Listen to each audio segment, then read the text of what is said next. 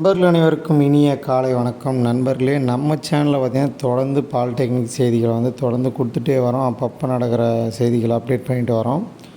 So அந்த வகையில் இன்றைக்கி ஒரு செய்தியை பற்றி பார்க்குறோம். இந்த செய்தி என்ன அப்படின்னு நீங்கள் தெரிஞ்சுக்கிறதுக்கு முன்னாடி நம்ம சேனலை நீங்கள் இன்னும் சப்ஸ்கிரைப் பண்ணிங்க. அப்போ தான் பாலிடெக்னிக் அப்டேட் எல்லாமே உங்களுக்கு கிடைக்கும், ரிசல்ட் அப்டேட்டிங் கிடைக்கும்.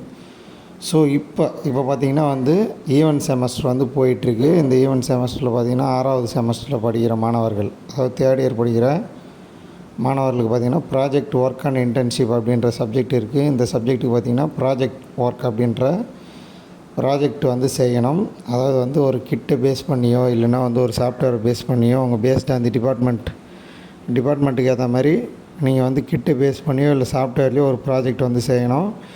அந்த ப்ராஜெக்ட்டுக்கு எக்ஸாம் இருக்குது. அதை டெமோவும் காமிக்கணும் கடைசியில்.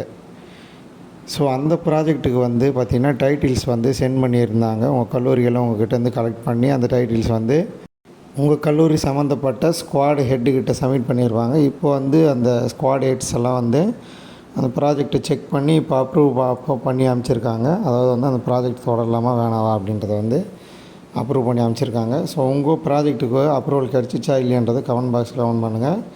மேலும் இது போன்ற தகவல்களுக்கு நம்ம சேனலை தொடர்ந்து ஃபாலோ பண்ணிவிட்டு சப்ஸ்கிரைப் பண்ணி வச்சுங்க. தேங்க்யூ.